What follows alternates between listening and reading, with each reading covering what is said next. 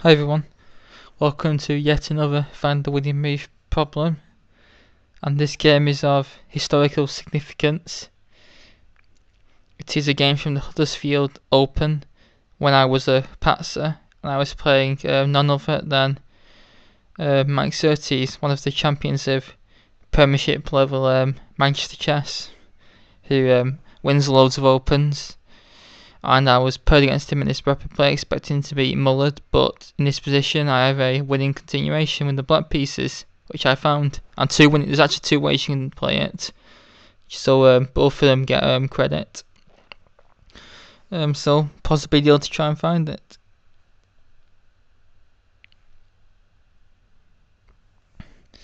Well, there's two ways of doing it.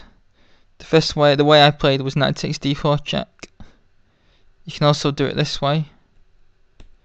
Either way, black ends up two pawns and winning. I play knight takes d4, queen takes d4, rook takes e2, rook takes, and queen takes e2. And not only have I won 2 pawns, but well, I was a pawn up anyway, but he had a good position. But now this is won the second pawn, and I've also opened white's king up as well.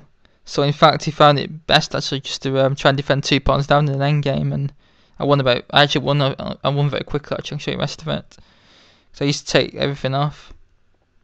This was actually not a good move by me, because of course I can't never take the pawn because bishop c3. This was just winning. But luckily he was short of time already and just blundered with this and resigned. But wow, what a win. And I hope you found the continuation which I found. And please leave any comments and thoughts. Thanks very much.